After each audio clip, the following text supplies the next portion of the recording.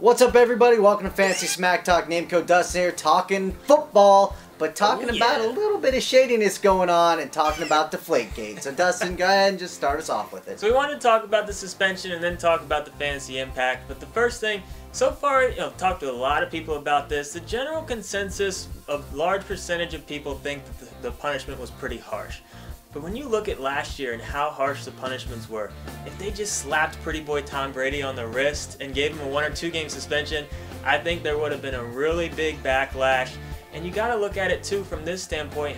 And some people are even arguing the suspension should have been more, which I can actually understand, because when you look at what Goodell's trying to do in this new dictatorship with its guilty until proven innocent mentality, he's trying to bring integrity back into the game and have these players be responsible for being role models. And you can argue, you can certainly make the argument, I'm not necessarily making it, that what Brady did is just as bad in terms of the integrity of the game and being role models for kids and whatnot. And with that argument, I can understand why people are saying, hey, it should have been more. But I think the league, with what they did, it's in line with their craziness that they did last year. The Patriots... I would say exactly the same, just as bad, but the other thing to note, I think you were just about to get there, is all the other cheating. The cheating, I mean, here's the thing. Do I think that the balls being deflated really gave him that much of an advantage?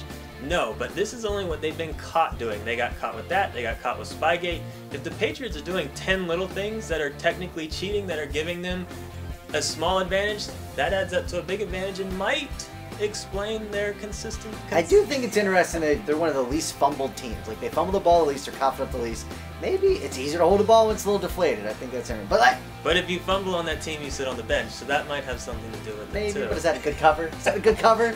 That's what everyone banks on? So either way, here we go. Let's talk about fantasy impact. Fantasy impact. First, Tom Brady. It's going to affect him, it's going to affect Gronk, and it's going to affect Edelman the most. So as far as Tom Brady, I'll talk a little bit about him. This is going to bump him out probably of the top 10, maybe even the top 12. You got to think about it. You're going to miss 4 weeks, and then you're going to miss, obviously, his bye week as well. So that's a lot of games missed that's going to be valued. Now, I understand he could appeal and it might go down to 2 games, and that'll change everything up. But as of right now, it looks like 4. Dustin's pretty confident it's going to stand at 4. I think it might get reduced a little, but... I don't know. We'll see. I mean, Goodell is in charge of everything, apparently, so... So it definitely hurts Brady. He's going to get bumped down. The other guy I'm going to talk about is Edelman. I'll let Dustin talk about Gronk and maybe one bonus guy. But in terms of Edelman, here's the thing. His value is already hurt in a non-PPR league. In a PPR, he might go as high as the 3rd round. But without Tom Brady throwing the ball, without that offense... going through Brady and the short passing game, they might lean on the run a lot more, which is really going to hurt Edelman. So in a PPR 3rd round, you might have to bump down 4th, even 5th round. Standard leagues takes even a bigger hit because he's not a huge end zone touchdown guy. And a guy who is a big end zone guy is Gronk. And at the, before all this went down, he was, in my mind, right around the 12th pick. I think it drops him almost all the way to the end of the 2nd round. I mean, he's still going to be the tight end you're most excited about. But I don't know how excited I'm going to be early 2nd round when I know Brady's not going to be there for the first 4 games.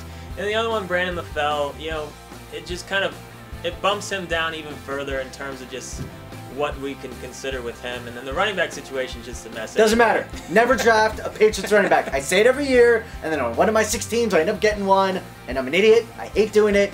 Do not draft a Patriots running back. Don't do it. I thought last year was so did I. That's who I got, and I was excited. Don't do it. It's so not worth it. Doesn't matter. But the whole Brady situation, there's a million different views on this one. I mean, obviously, there's a million different ways to look at it. But it's fun to talk about, and don't draft a Patriots running back. You will hear plenty about it between now and the start of football. Don't do it. Cheaters. Cheaters. In terms of the rule book, they are cheaters.